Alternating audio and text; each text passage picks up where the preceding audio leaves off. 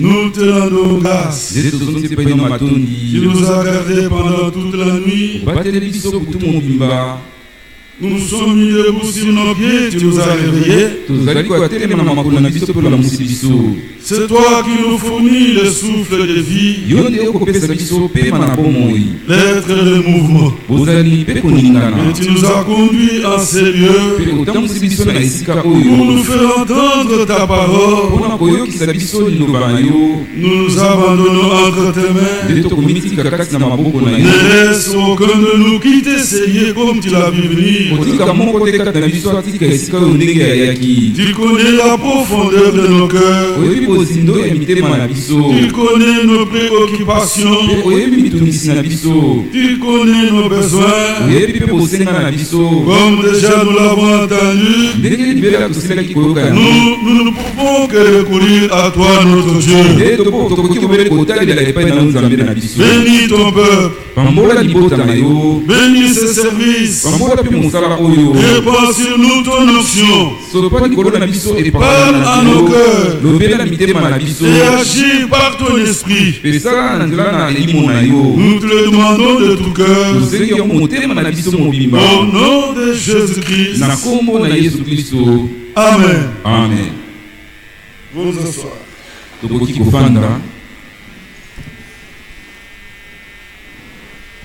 Mes bien-aimés frères et sœurs,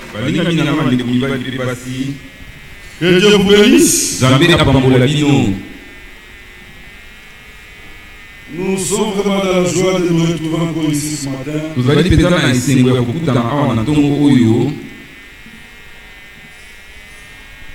Comme nous le disons toujours, ça c'est une occasion pour que notre Dieu continue son œuvre à chacun de nous.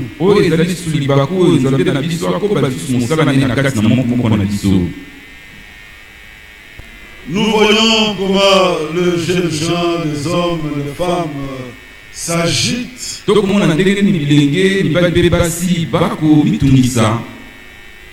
pour passer à d'autres animations touchant d'autres domaines de la vie.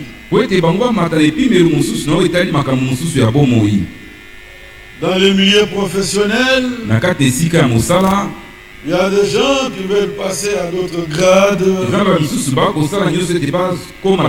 à d'autres fonctions. Ils souhaitent même que les salaires augmentent. Ceux qui ont eu le diplôme d'État, ils veulent aller plus loin, avoir de grands diplômes. Celui qui a une petite boutique, il a le projet d'aller plus loin. Ce n'est pas mal. Mais il faut surtout que dans la dimension spirituelle, les élus de Dieu désirent ardemment d'aller plus loin, de réaliser des progrès évidents. Les choses que je ne parvenais pas à surmonter hier, aujourd'hui, je suis surpris. Dieu m'a aidé. Je les surmonte. Même sans peine. Il faut que chacun de nous réalise que dans cette dimension spirituelle, il réalise des progrès. Et quand nous venons dans la présence de Dieu, ce n'est pas comme par aventure, par habitude. La Bible dit, des foules allaient vers Jésus pour entendre la parole, pour être guéris de leurs maladies. C'est-à-dire qu'ils vont vont vers lui avec des attentes dans leur cœur. Celui qui est malade, il va vers Jésus pour que sa situation change. Et la maladie le quitte. Il ne va pas seulement pour l'admirer. Non, qu'il en soit ici avec nous. Mes frères et sœurs, que Dieu vous bénisse. Je vous invite à vous lever. Nous voulons lire la parole de Dieu dans Josué chapitre 14. Nous pouvons commencer depuis le verset 6. Josué chapitre 14. Depuis le verset 6, il est dit: les filles de Juda s'approchaient de Josué à Gilgal. Et Caleb, fils de Jephné le Kénizien, lui dit: tu sais ce que l'Éternel a déclaré à Moïse, homme de Dieu, au sujet de moi et au sujet de toi à Kadesh Barnea. J'étais âgé de 40 ans lorsque Moïse, serviteur de l'Éternel, m'envoya à Kadesh Barnea pour explorer le pays.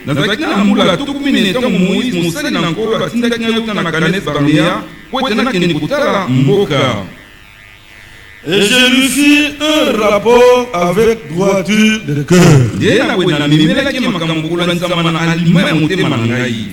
Mes frères qui étaient montés avec moi découragèrent le peuple.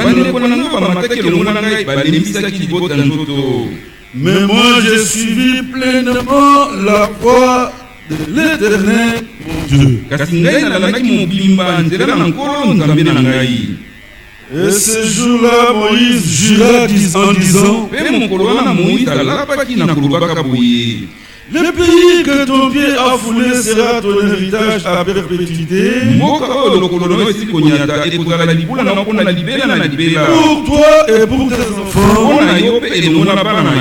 Parce que tu as pleinement suivi la voie de l'Éternel, mon Dieu. Maintenant, voici. L'Éternel m'a fait vivre comme il l'a dit. Il y a 45 ans, l'Éternel parlait ainsi à Moïse. Lorsqu'Israël marchait dans le désert. Et maintenant voici, je suis âgé aujourd'hui de 85 ans. Je suis encore vigoureux comme au jour où Moïse m'a envoyé. J'ai autant de force que j'en avais alors. Soit pour combattre, soit pour sortir et pour entrer. Donne-moi donc cette montagne dont l'Éternel a parlé dans ce temps-là, car tu as appris à l'autre qu'il s'y trouve des Anakim, et qu'il y a des villes grandes et fortifiées. L'Éternel sera avec moi, et je l'ai chassé comme l'Éternel a dit. Josué bénit Caleb, fils de Jephné, et il donna Hébron pour héritage. C'est ainsi que Caleb, fils de Jephné, Aïe jusqu'à ce jour est bon pour héritage. Voici la vie pleinement suivi la voie du Seigneur de Dieu d'Israël. Précieux Père Céleste, maintenant c'est de notre tour aussi de suivre aussi pleinement tes voies, d'accomplir pleinement ta volonté. Précieux Père Céleste, nous nous recommandons à ta grâce que tout ce que tu as dit à notre sujet devient pour nous réalité divine. Bénis ce service, accorde-nous de faire de nouvelles expériences. Nous ne ferons pas de plus. Nous te consacrons ce service au nom de Jésus-Christ. Amen. Amen. Vous nous asseoir. Mes bien-aimés frères et sœurs,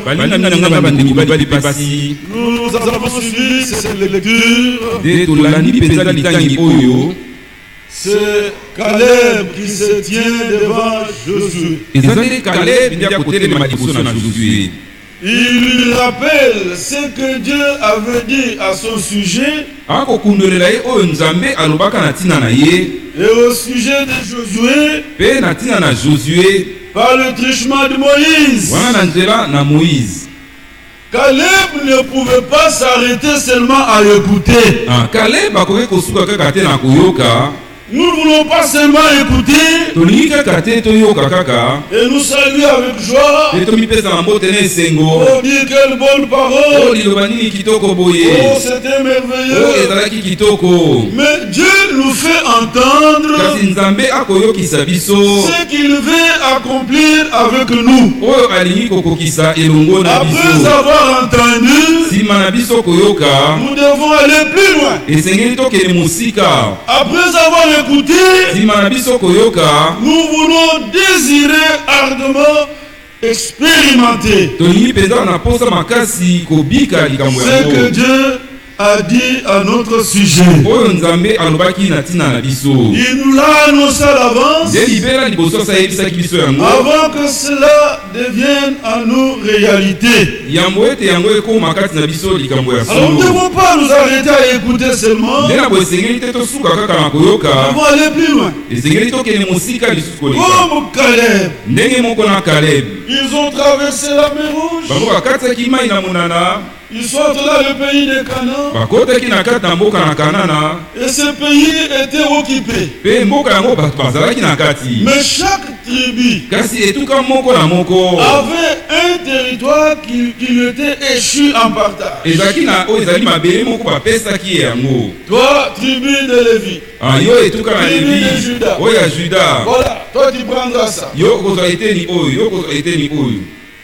Si vous lisez, vous verrez, il y a eu des tribus qui n'ont pas pu jouir de territoire qui leur était échu en partage. Mais regardez Caleb. Ils sont déjà dans le pays de Canaan. Mais il ne peut pas dire, oh, ça va, c'est fini. On est déjà là. Non, on est dans le pays, c'est vrai. Mais il y a un territoire qui met un héritage, en partage, qui doit être mon héritage. Mais pendant que Caleb parlait à Josué, le territoire Hébron, qui devait être son héritage, était encore sous occupation des Anakim. Alors Caleb ne pouvait pas supporter ça. C'est pas ce que Dieu a dit de moi. Dieu a dit Hébron va être mon héritage. Et pour moi et pour mes enfants. Mais regardez ce qu'il y a là. Ces choses qui passent des Anakim. Alors on ne reste pas tranquille. Non, bien-aimés frères. Il faut que tout ce que Dieu a dit de nous devienne réalité divine. Ça c'est vrai. Nous devons aller plus loin. Pas seulement écouter, mais désirer ardemment, expérimenter ce que Dieu a dit à notre sujet. Ça c'est vrai. Notre frère Franck l'a dit en passant.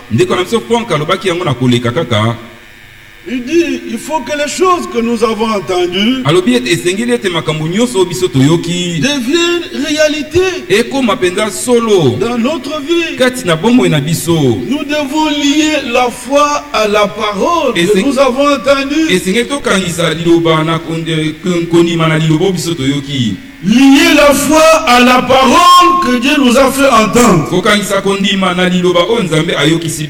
Et la foi nous lie à l'expérience. Celui qui croit réellement expérimentera ce qu'il a cru. Il n'est pas possible que l'on croie et on ne veut pas ce qu'on croit. La foi vient de ce qu'on entend, de la parole de Christ. Mais qu'est-ce que la parole a dit?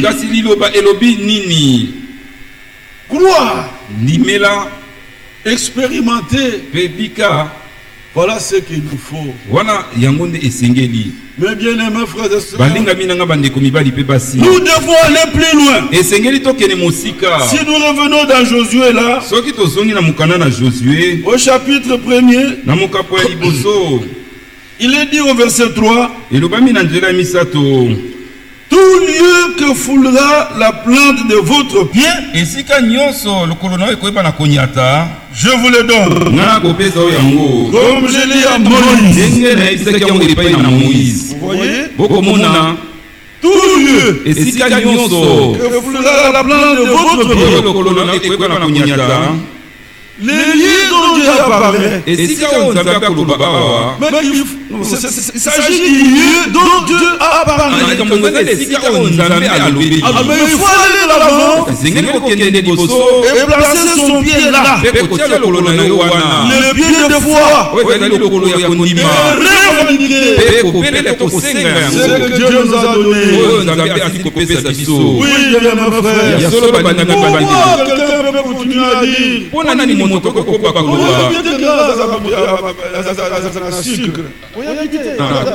tu ne sais pas que moi je suis quelqu'un qui a du sucre. Donc, c'est devenu comme quelque chose qui est attaché à lui. Tu ne sais que moi je suis tel.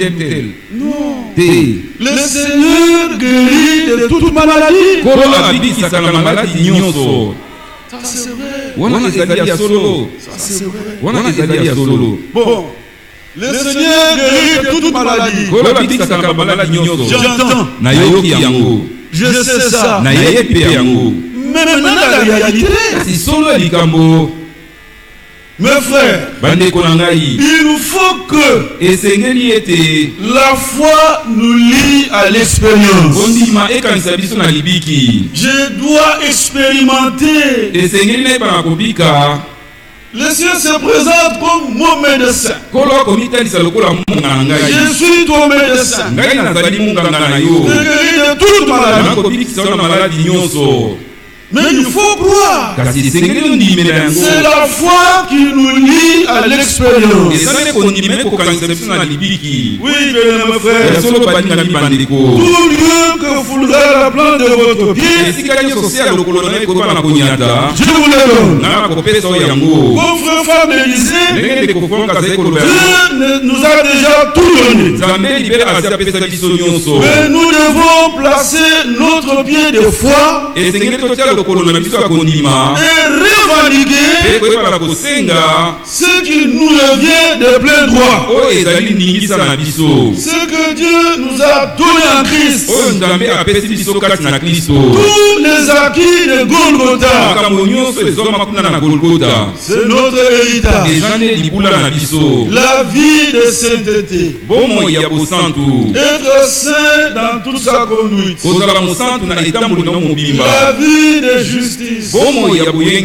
La vie de victoire.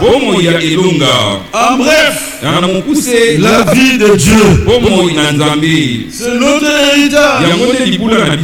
Alors nous pouvons dire comme Paul, Christ est ma vie. Christ est ma vie. Oui, bien mes frères. Nous devons placer les pieds de foi et revendiquer. Réclamer.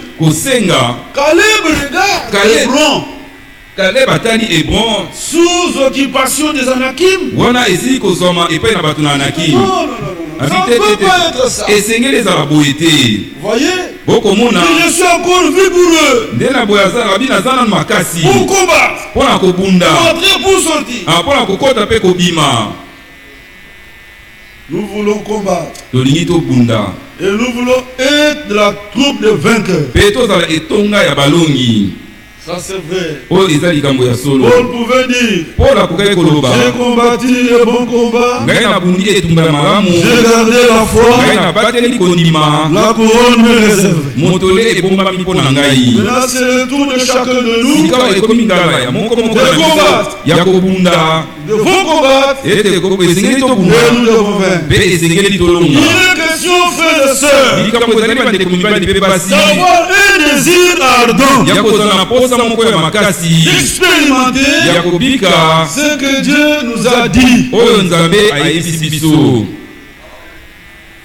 L'expérience a un grand impact. Il faut que chacun de nous avons écouté ce message. Le message biblique du temps de la fin. Nous connaissons ce que Dieu a dit à notre sujet. Mais des années viennent et passent. Non, bien mes frères. Nous devons désirer ardemment expérimenter ce que Dieu a dit à notre sujet. Et ce désir ardent ne peut que nous pousser dans la prière. Amen. Ça c'est vrai. Les gens qui ne prient pas. La prière ce n'est pas une contrainte. La prière c'est l'expression du désir que j'ai. Ça c'est vrai. Vous avez faim. La faim s'impose sur vous. Alors vous pouvez demander à quelqu'un. C'est la faim qui s'impose. Vous pouvez demander. Ça c'est vrai. C'est pas une formalité. C'est lui qui a en lui le désir ardent d'expérimenter ce que Dieu a mis devant nous, de jouir pleinement des acquis de Golgotha. Il ne va pas rester libre. Il va se tenir devant Dieu. Il va lui parler. Regardez par exemple dans 1 Corinthiens. Plutôt 1 Chronique. J'ai toujours confondu Chronique et Corinthiens. 1 Chronique. Chapitre 17. 1 Chronique, chapitre 17. Nous lisons même depuis le verset 23. C'est la prière de David. Maintenant, ô Éternel, que la parole que tu as prononcée sur ton serviteur et sur sa maison subsiste éternellement et agisse selon ta parole. Qu'elle subsiste afin que ton nom soit à jamais glorifié et que l'on dise l'Éternel des armées, le Dieu d'Israël est un Dieu pour Israël. Maintenant, frères et sœurs, même dans nos familles, et les gens voient que Dieu est notre Dieu. Qu'ils voient comment ils le verront. C'est quand Dieu va déployer sa puissance dans notre vie. Quand Dieu va confirmer puissamment sa parole dans notre vie. Quand Dieu va nous faire passer par des expériences bibliques. Ce que Dieu fait, ça passe pas inaperçu. Non, ça ne peut pas inaperçu. Qui est sauvé? Qui est sauvé? Celui qui est sauvé. Donc Dieu a opéré en lui. C'est lui qui est sauvé. Le salut de Dieu sera visible. Celui qui est guéri.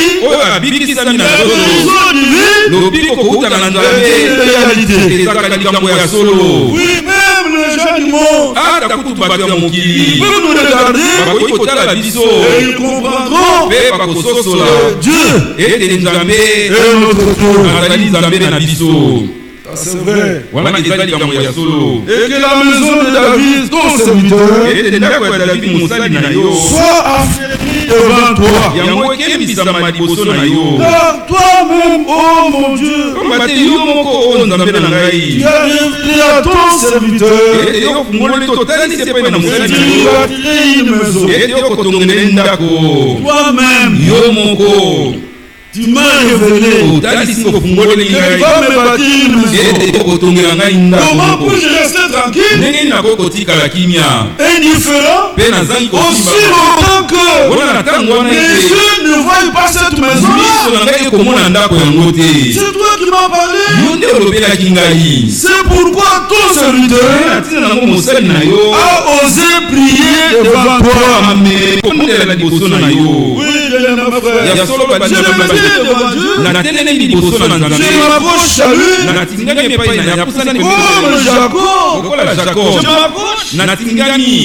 comme Jacob.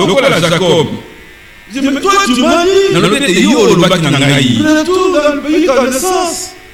Retourne dans le pays de ta naissance. Je te ferai du bien. C'est ce que tu m'as dit. Et je suis sur le chemin de retour. Et j'apprends qu'Esaïe vient. Mais toi tu m'as dit, tu vas me faire du bien. Je me tiens devant Dieu avec sa parole. Ce qu'il a dit de moi, ce qu'il a dit de moi. Mais je me regarde, je ne le vois pas. Il a révélé à David. Il va lui bâtir une maison. Mais la maison jusque-là, David ne la voit pas. Voilà pourquoi David a osé prier. Et c'est pourquoi ton serviteur a osé prier devant toi. Maintenant, ô Éternel, tu es Dieu. Et tu as annoncé cette grâce à ton ton serviteur. Veuille donc bénir la maison de ton serviteur, afin que subsiste à toujours devant toi. Parce que tu bénis, ô Éternel, et bénis pour l'éternité. Mes frères et sœurs, la bonne nouvelle du royaume atteint les confins de la terre. Nous dans les pays islamiques, c'est un signal très fort. Du côté négatif, on voit les choses du temps de l'autre. Ça y est, nous ne mettons pas beaucoup plus bas. On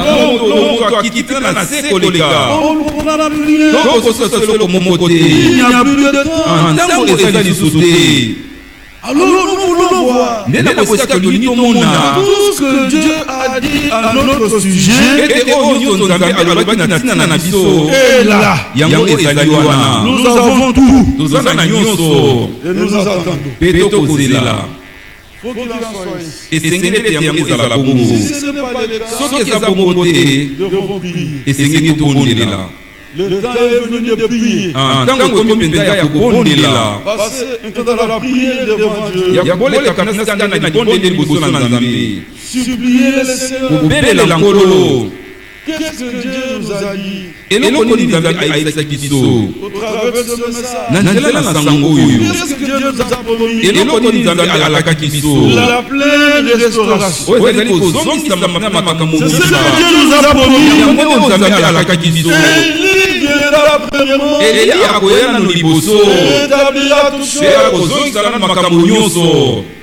Le plein rétablissement doit s'accomplir en ce qui concerne l'enseignement des apôtres, les pratiques des apôtres, les expériences des apôtres. Nous devons voir l'effet du message biblique du temps de la fin. Ce n'est pas seulement être enflé d'orgueil. C'est nous qui avons commencé ce message. C'est nous qui avons commencé. Il est question que l'on voie l'effet du message dans votre vie. Ce message est venu pour nous séparer totalement de tout ce qui ne vient pas de Dieu.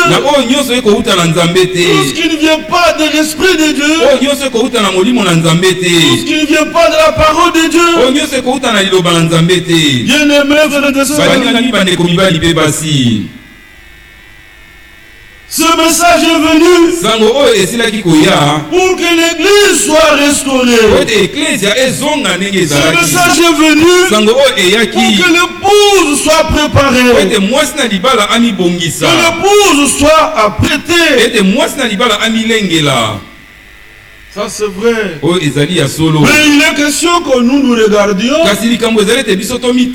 que nous voyions que le message a produit l'effet pour lequel Dieu nous l'a envoyé. Christ a été reçu dans les cieux jusqu'au temps de rétablissement de toutes choses. Donc il faut que l'église soit d'abord rétablie.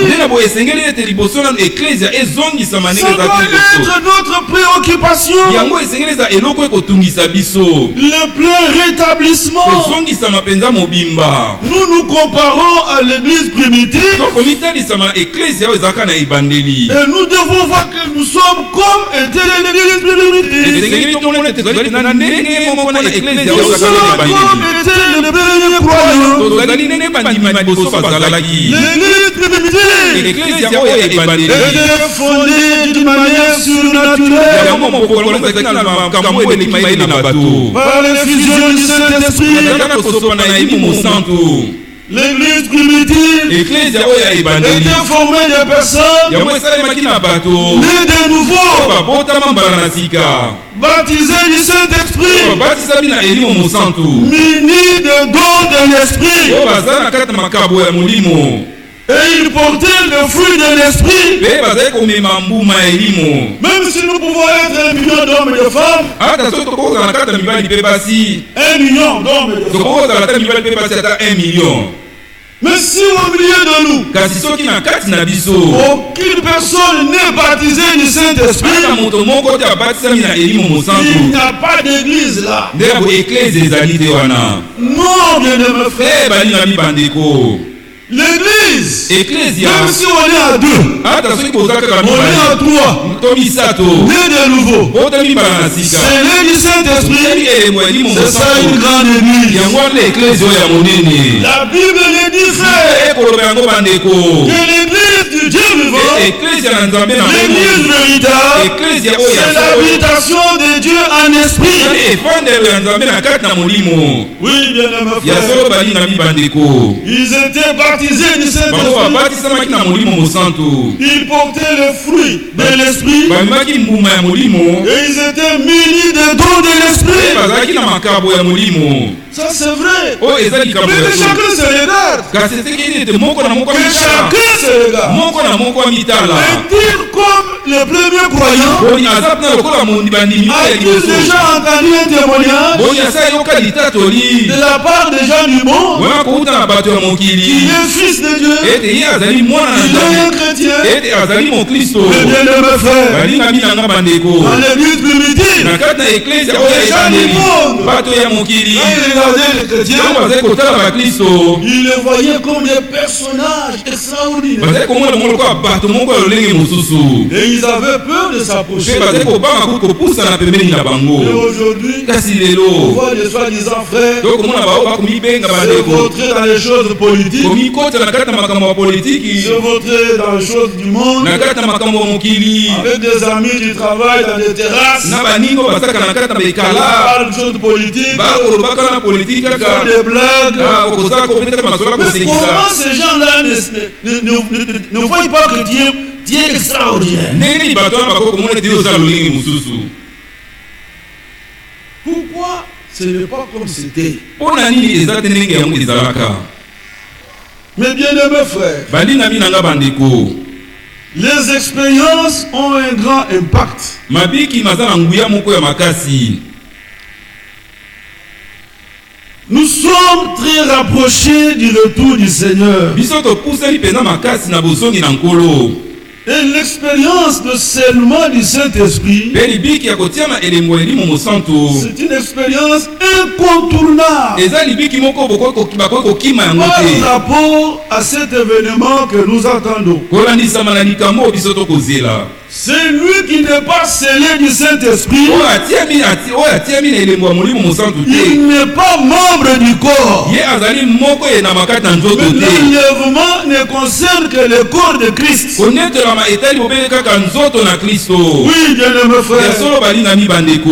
il faut que chacun de nous comprenne. esengeli ete moko na moko na biso asosola. N'esquivez pas les Écritures. bokimaka makomi te. Si vous voyez une Écriture, soki omoni likomi moko mais ce n'est pas encore une réalité en vous, kasi yango ekomi nanu solo kati na yo te. n'esquivez pas. kokima yango te. Faites comme David. sala lokola david. Seigneur, mais tu m'as dit, kolo yo oyebisaki mais ngai je ne vois pas comme kasi nga ça. nakomona yango nanu te. Bien-aimés frères, balingami bandeko. on voit dans le message donc omona kati na sango des gens qui s'enflent l'orgueil bato bakotondisama na lolendo vis-à-vis des églises organisées. wana liboso ya mangomba ya bato oyo. C'est nous qui avons la bakola te parole. biso nde toza na liloba. Nous avons le message. toza na sango Dans une bonne orientation. na kati na nzela moko ya malamu. C'est nous. eza nde biso.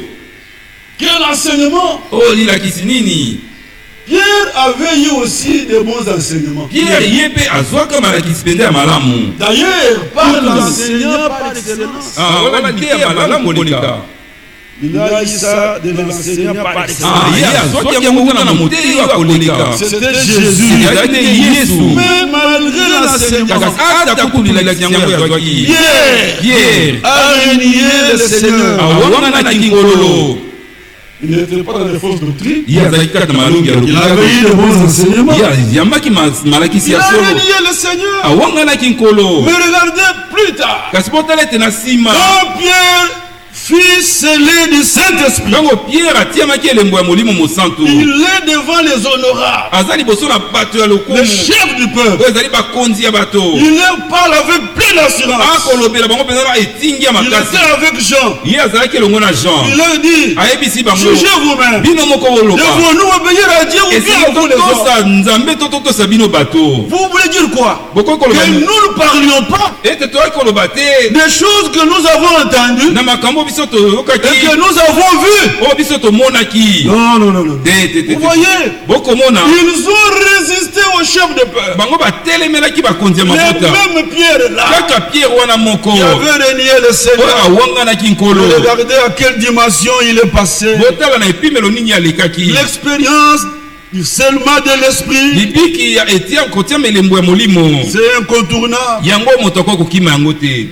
C'est dans Jean 15, je pense bien. Jésus regarde ses disciples. Il leur dit, vous êtes purs à cause de la parole que je vous ai donnée. C'est vrai. Il les a déclarés purs. Il les a déclarés purs. Si vous allez au chapitre 16 de Jean, il leur dit, j'ai beaucoup de choses à vous dire. Maintenant que vous êtes là, vous ne saurez pas les porter. Mais quand le consolateur sera venu, alors il vous conduira dans toute la vérité. Comprenez un peu ça. Il les a déclarés purs à cause de la parole qu'ils avaient entendue. Il continue, il dit, j'ai encore des choses à vous dire, mais vous n'êtes pas encore au point. C'est-à-dire, c'est lui qui n'est pas scellé du Saint-Esprit, il n'est pas au point. Il n'est pas arrivé là où il faut arriver. Ça c'est vrai. Si vous allez, je pense, dans Luc 10, il a envoyé les disciples 70. Et ils sont allés au nom du Seigneur. Les démons étaient soumis.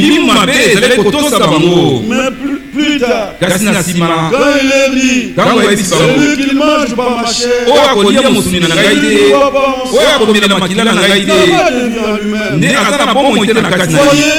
ils ont dit quelle parole dure. Ils l'ont abandonné malgré les miracles. Les démons étaient soumis. Regardez, ils l'ont abandonné. Et Jésus regarde le peu qui était resté. Il regarde, il leur dit, mais vous n'allez pas partir vous aussi? Pierre lui dit, mais à qui d'autre irions-nous? C'est toi qui as les paroles de la vie éternelle. Mais bien aimé frère, ces choses concernent les élus. Le message peut avoir embarqué beaucoup de gens. Mais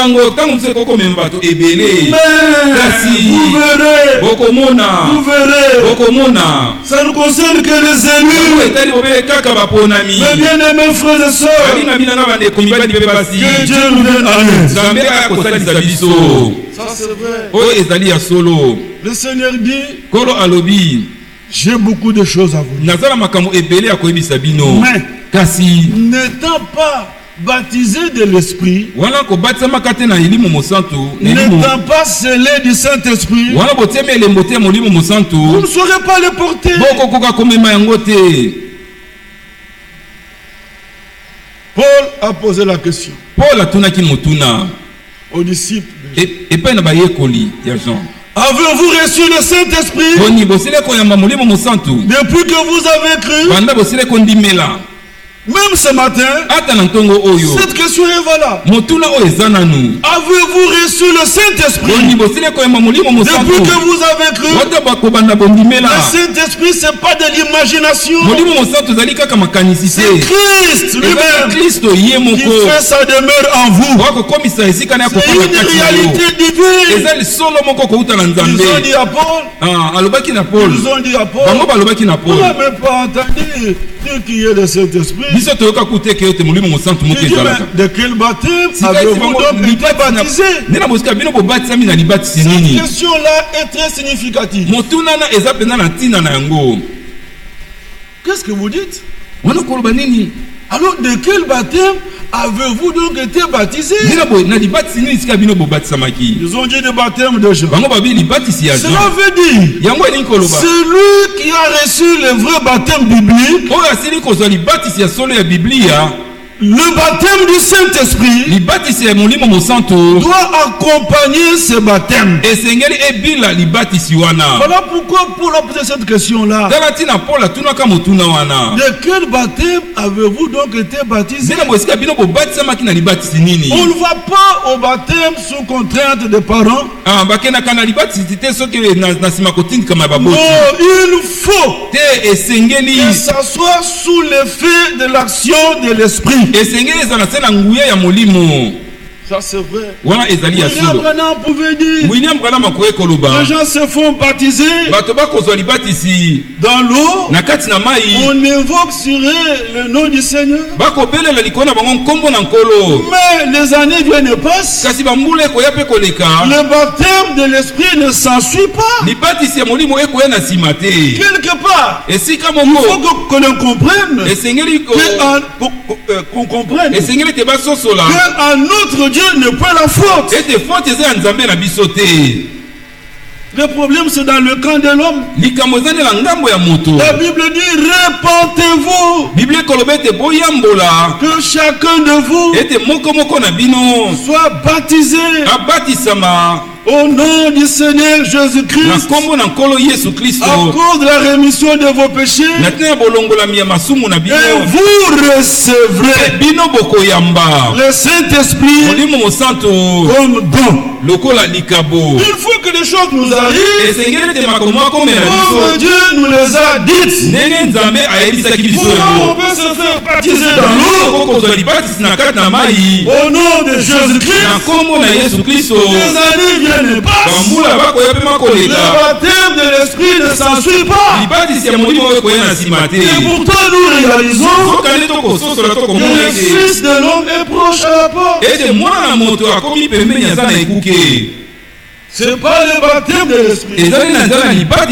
Nous sommes rendus divinement capables de pratiquer la parole de Dieu.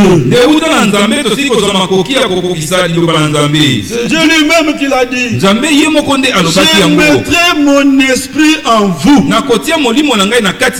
Et je ferai en sorte que vous mettiez ma parole en pratique. En qui Dieu a mis son esprit, en qui Dieu a tout conditionné divinement pour qu'il mette la parole en pratique. Où est-ce qu'il est? Ça doit être visible. Même dans la vie conjugale, une femme baptisée du Saint-Esprit, elle est rendue capable de se soumettre à son mari. Et l'homme baptisé du Saint-Esprit, il est capable d'aimer sa femme comme son propre corps. Même dans notre marche, en tant qu'assemblée, les vrais enfants de Dieu, ils s'aiment d'un amour fraternel sincère. Ils sont capables de se supporter, de se pardonner. Pourquoi? L'Esprit de Christ les anime. Oui. L'Esprit de Christ habite en eux. Et mon Christ est conforme à la carte na bango. Même si on lui a fait quel mal, il pardonne. Il prie même pour celui qui le persécute. La Bible dit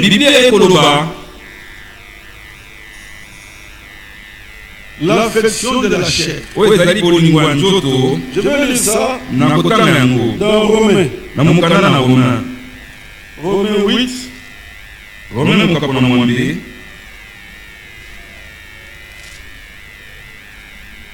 Écoutez s'il vous plaît. Même depuis Romains 8, depuis le verset 5.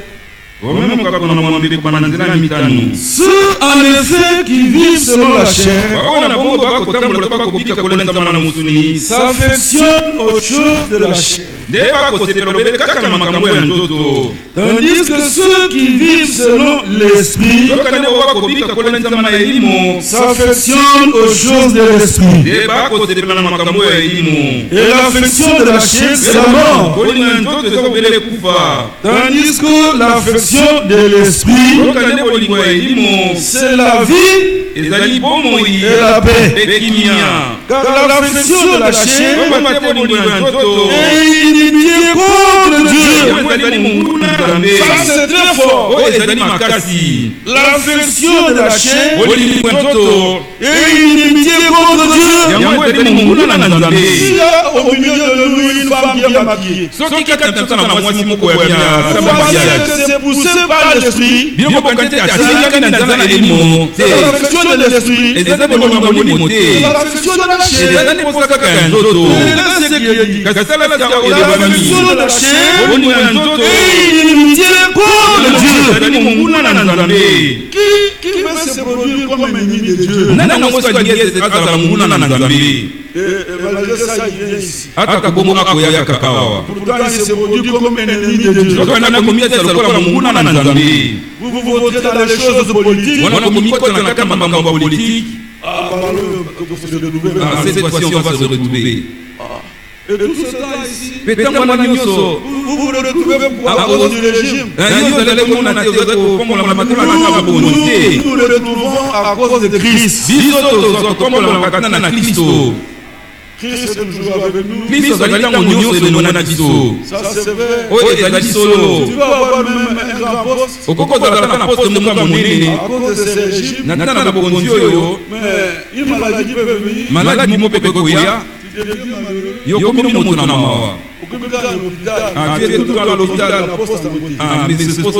Tu l'occupes même pas. C'est ça le problème. Un jour au bureau, un jour comme ça, un agent. Agent Mokoé, il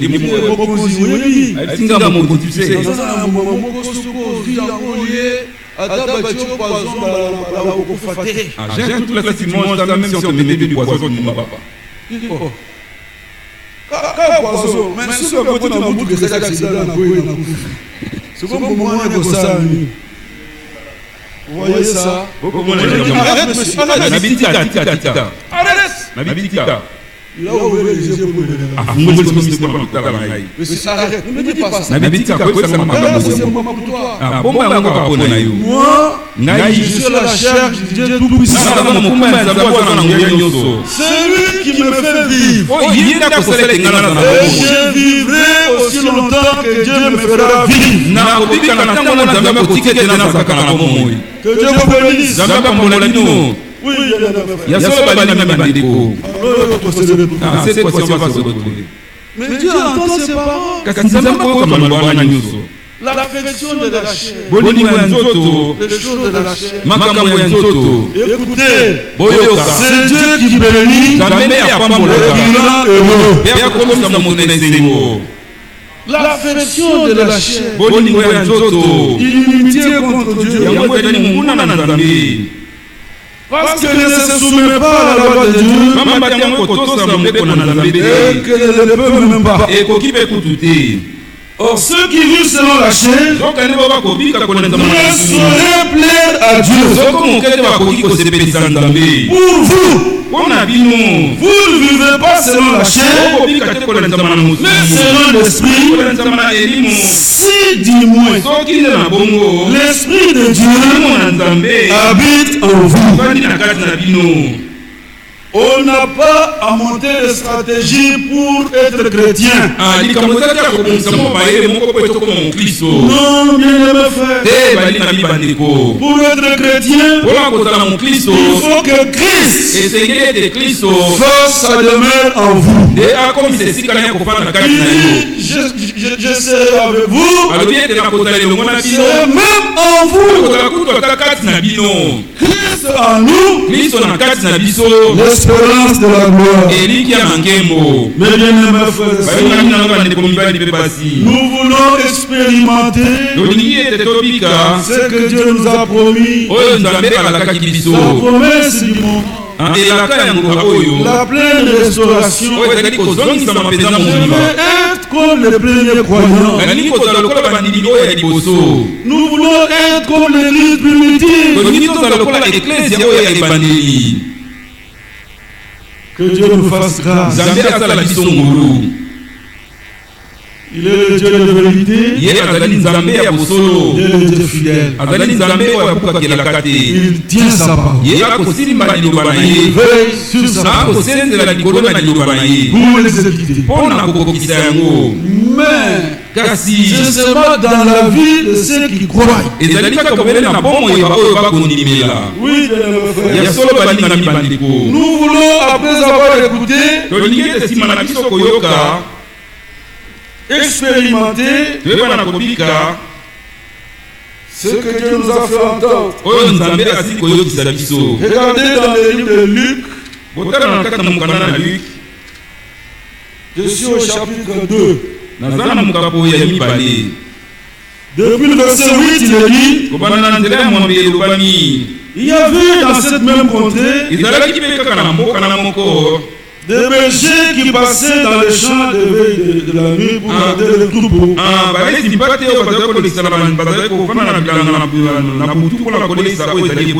Et voici, un ange du Seigneur leur apparut. Et la gloire du Seigneur resplendit autour d'eux. Il fut saisi d'une grande frayeur. Mais l'ange leur dit: ne craignez point, car je vous annonce une bonne nouvelle qui sera pour tout le peuple au sujet d'une grande joie. C'est qu'aujourd'hui, dans la ville de David, il vous est né un sauveur qui est le Christ, le Seigneur. Et voici à quel signe vous le reconnaîtrez. Vous trouverez un enfant mailloté, couché dans une crèche. Verset 15. Lorsque les anges les eurent quittés pour retourner au ciel,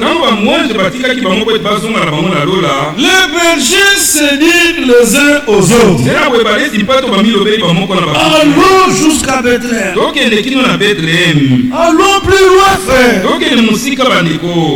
Faisons un pas de plus. Allons jusqu'à Bethléem. Nous avons entendu.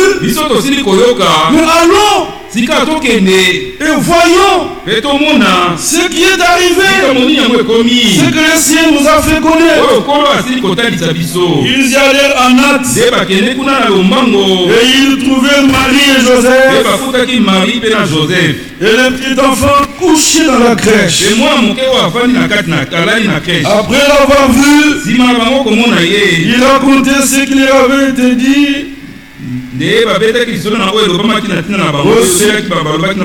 au sujet de ce petit enfant.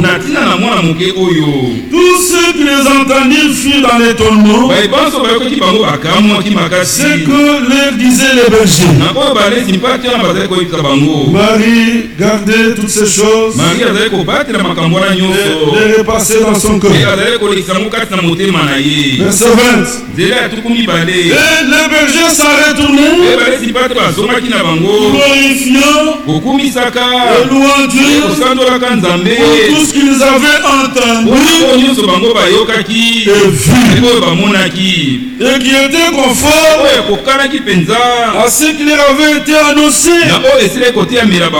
Pas n'importe quoi, mais ce qui est conforme à ce qui nous a été annoncé au travers de ce message. Après avoir entendu, nous voulons voir, nous voulons expérimenter. Bien-aimés frères et sœurs, ils ont entendu, ils ont dit,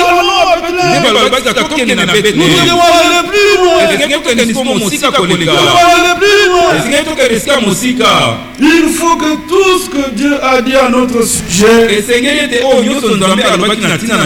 devienne en nous réalité divine. Entendre c'est une chose, mais pour que nous avions l'accomplissement, que nous passions à l'étape de l'expérience. Après avoir entendu, nous devons croire. Ce que Dieu nous a fait entendre, il est puissant de l'accomplir avec nous. C'est possible. Il peut tout.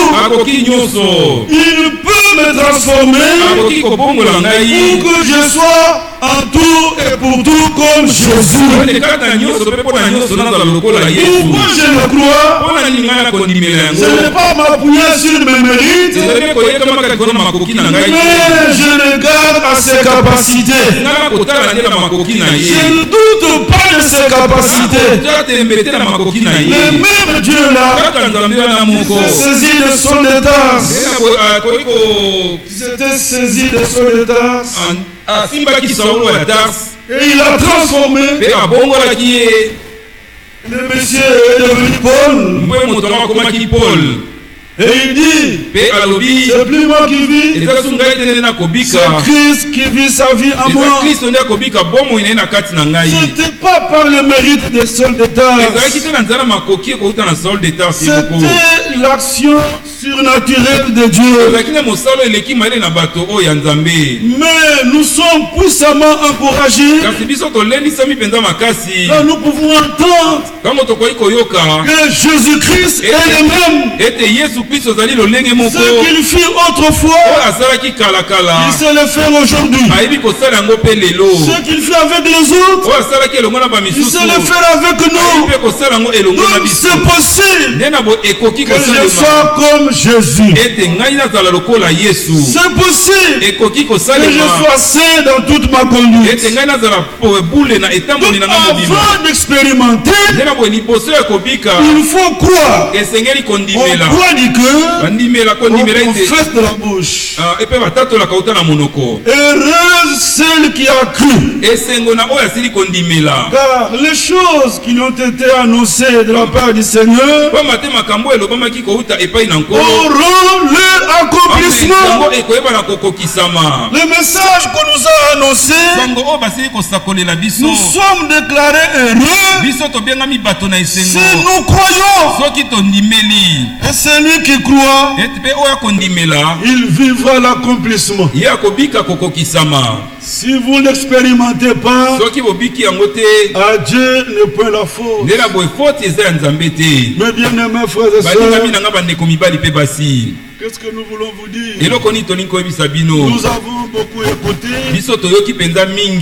Nous connaissons beaucoup de mystères. Mais passons à une autre étape.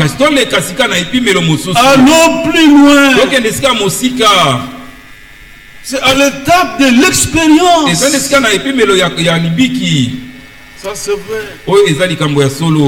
La foi nous lie à l'expérience. Expérimenter ce que Dieu nous a fait entendre. Ça c'est vrai. Que chacun de nous s'examine. Là où les choses ne sont pas comme Dieu les a dites, nous nous tenons devant lui. Comme David, nous nous disons, Seigneur, donne-moi la vie selon ta parole.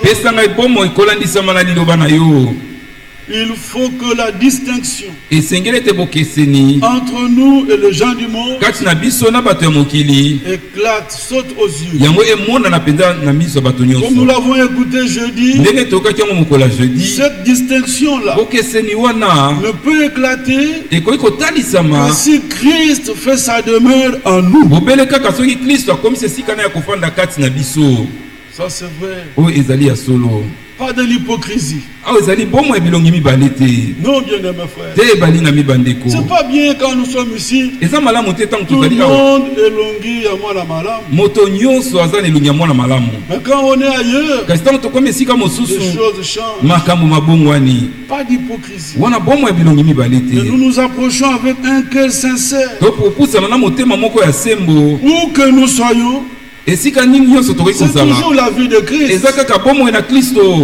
La vie de Christ. L'homme nouveau qui a été créé en nous selon Dieu dans une justice et une sainteté qui produit la vérité. Cet homme nouveau doit être puissamment fortifié. Où que nous soyons, l'homme nouveau créé en nous doit se déployer. Pas d'hypocrisie. Non, bien aimé frère. Il y a quelques semaines, un frère a prêché chez nous là-bas, c'est un officier militaire, un colonel. Il est à Bounia. Il était ici pour une formation militaire. Il nous dit à la chair, on l'a invité quelque part. Aussitôt arrivé là, il voit un militaire qui s'approche là. Il dit, Mokosi, moi aussi je suis faiseur du message. Pourquoi? C'était une stratégie. Parce qu'il constate que le frère dans le message, il s'aime, il s'entraide. Alors il voulait comme ça, par stratégie, la bienveillance du colonel. Effectivement, il commençait à lui accorder beaucoup de missions. Il aidait beaucoup. Un jour, ce militaire est venu nous faire le rapport. Oui, c'est les messieurs là. Il vient nous faire le rapport. Et juste après, il a fini, il sort du bureau, fait quelque part, il a allumé une cigarette. C'était un fumeur. Il tire la fumée là. Juste après avoir tiré la fumée, le colonel sort pour l'appeler. Il y avait un autre point, il voulait avoir des lumières là. Il appelle. Il a déjà tiré la fumée. Maintenant il fait l'effort pour faire la lumière. Ça blesse, ça lui fait. Il tourne là. Maintenant il ne peut pas maîtriser la fumée. Il est déjà devant le colonel. La fumée sort. Là, regardez, c'est ça l'hypocrisie. L'hypocrisie. Un chrétien, mon Christo, il est chrétien. mon Christo. Un chat. Niaou. Un chat. Attends, n'importe où. Il aimait comme chat. Il repousse les mêmes choses. Et ils sont aussi les mêmes choses.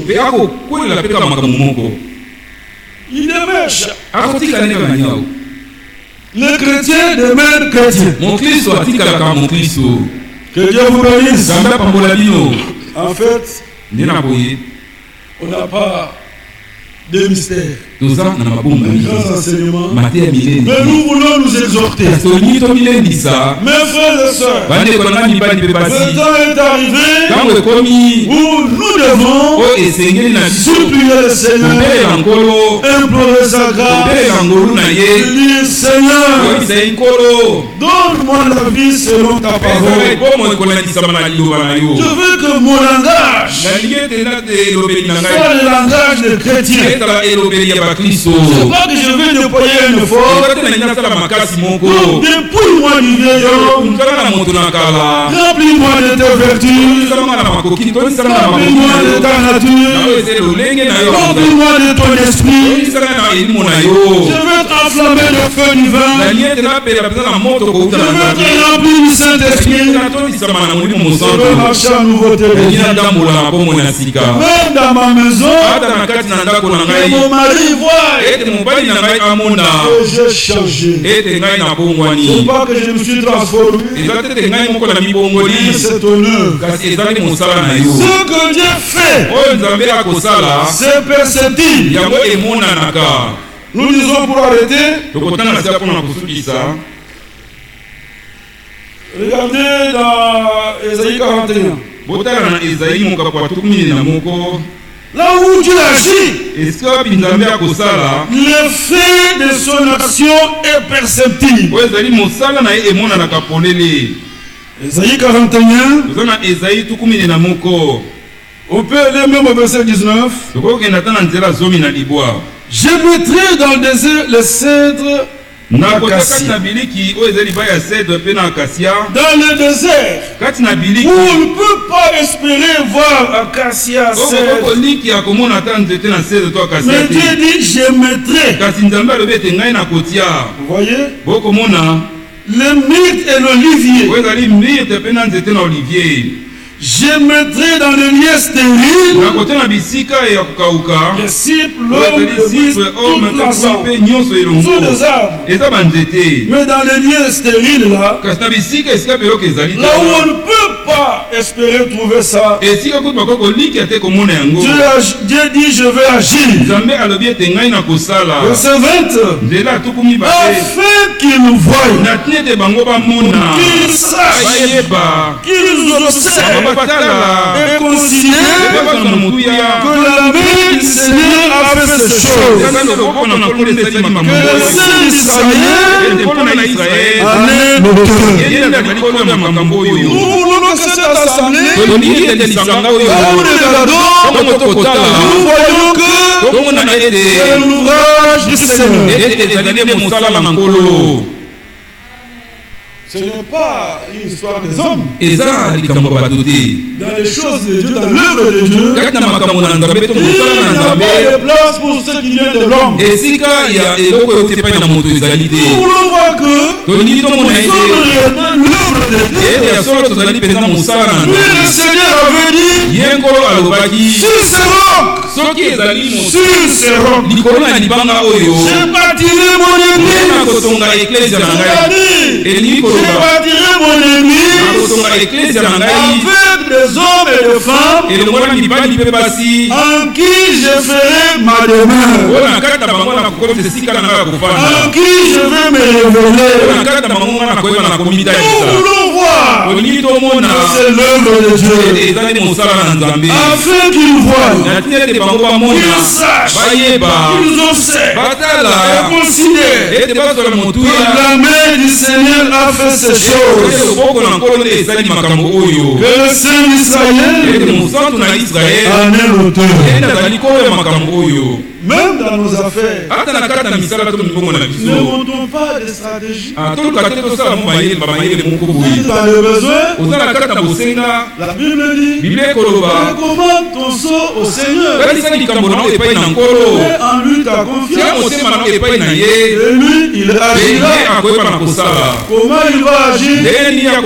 Je ne sais pas. Mais il agira. Et quand il va agir, ça ne me passera pas inaperçu. Il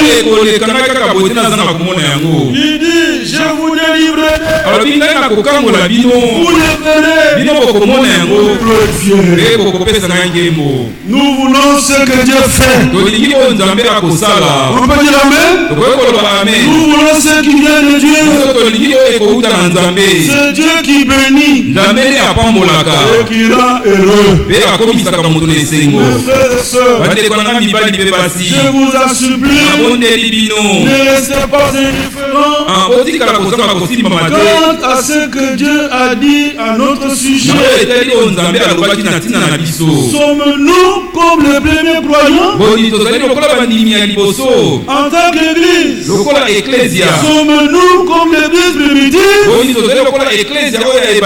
S'il y a un décalage, ne restons pas indifférents.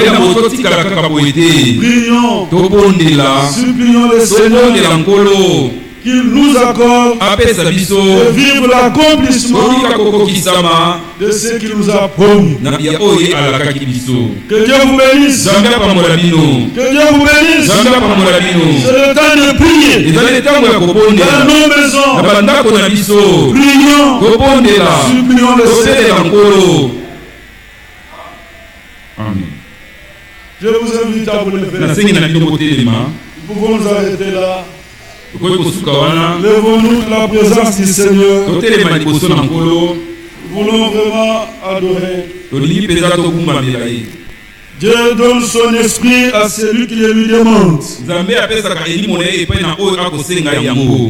Un homme va chez son ami. L'ami frappe la porte. Mais c'est qui là-bas?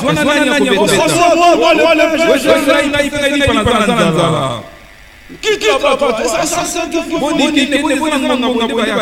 L'homme ne quitte pas.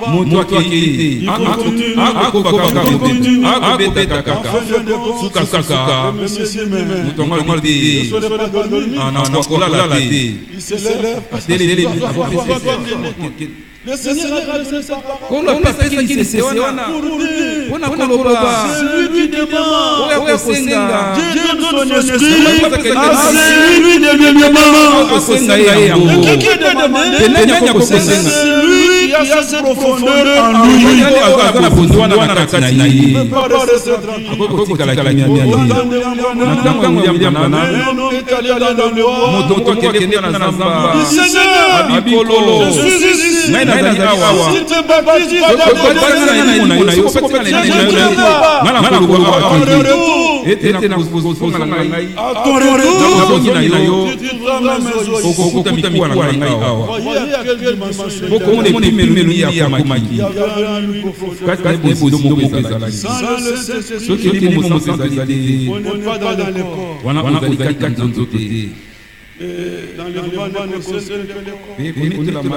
Dieu donne son esprit. Les premiers croyants étaient comme Jésus.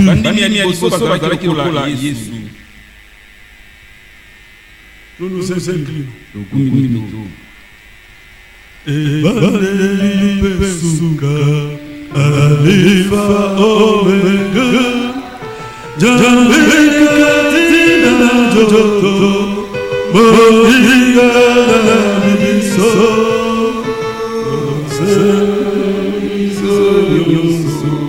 Oh,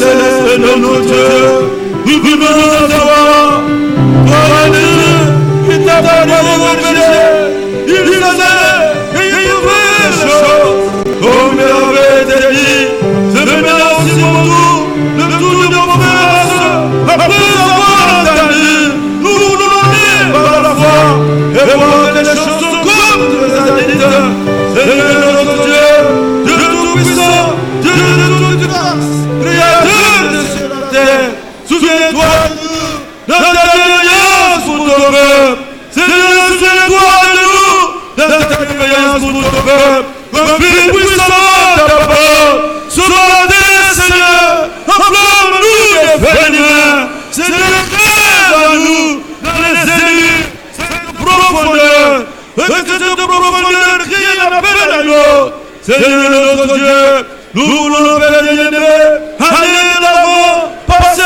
une autre dimension, à une autre état. Seigneur, nous voulons poser les pieds de foi et revendiquer ce qui nous revient de plein droit, tout ce qui a été acquis pour nous, tout ce qui nous revient de plein droit, tous les acquis de Golgotha, la vie de sainteté, la vie de justice, individu régénéré, le cœur pur. Seigneur notre Dieu, voulons lâcher la nouveauté des vies dans la vie de sainteté, voulons refléter Christ, remplis-nous de ta nature, remplis-nous de tes vertus. Seigneur notre Dieu, voulons voir la véritable église du Dieu vivant, l'habitation des gens d'esprit, des hommes et des femmes, de jeunes gens, des dieux nouveaux, transformés, régénérés, baptisés de feu et d'esprit.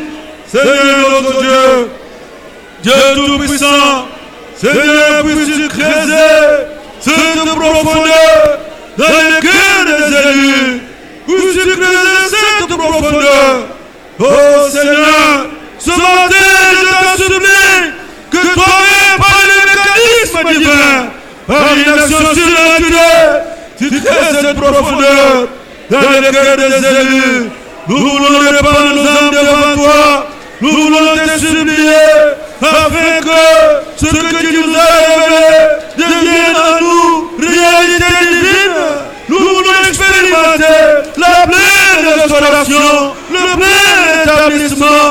Seigneur notre Dieu, nous supplions, vous nous laissez séparer totalement de tout ce qui ne vient pas de ta vie, tout ce qui ne vient pas de ta parole. Seigneur, agis puissant, sépare-nous totalement de tout ce qui n'est pas de toi. Cueillons-nous, Seigneur, nous nous abandonnons entre tes mains, comme l'argile entre les mains du potier. Toi-même, tu sais nous tailler, nous donner la forme voulue. C'est toi qui crées à nous, et le vouloir et les faits. Nous nous abandonnons entre tes mains. Seigneur, agis selon ta parole, confirme ta parole, agis selon ta parole. Oh, grand Dieu, tu as promis de répandre sur nous l'eau de purification, de nous purifier de toute souillure, de la chair de l'esprit. Tu as promis d'ôter de nous le cœur de pierre et de placer en nous le cœur de chair, le cœur nouveau. Tu as promis de mettre en nous un esprit nouveau. Tu as promis de mettre ton esprit, de faire en sorte que, en toutes choses, nous deviendrons dans ta volonté. Précieux Père Céleste, étanche de notre soif, apaise de notre faim, confie puissamment ta parole. Nous supplions Dieu, au nom de Jésus-Christ, Seigneur, confirme ta parole. Seigneur, guéris de toute maladie, délivre de tout péché. Seigneur, tu es le Dieu qui change des situations, qui transforme des vies, qui baptise de feu et d'esprit. Seigneur notre Dieu, nous sommes dans ta présence. Tout peut arriver. Si tu peux d'intervention naturelle, tu peux tout, Seigneur. Tu peux tout. Ordonne seulement. Et c'est nous viendra l'existence. De nos yeux nous le verrons. De nos mains nous le toucherons. Et de nos bouches éclateront. De chants d'allégresse à la gloire de ton Seigneur. Oh Dieu Tout-Puissant. Tu es le Dieu Tout-Puissant. tu peux tout. Et rien ne résiste à tes pensées. Nos yeux sont tournés vers toi. C'est le nom que tu as dit, ton neveu vraiment serait sauvé. Que ton salut paraisse comme l'eau. Ta dernière comme un flambeau qui s'allume. Nous voulons t'expérimenter. C'est notre prière. Exauce-nous, Seigneur. Oh, grand Dieu. Jésus, mon sauveur.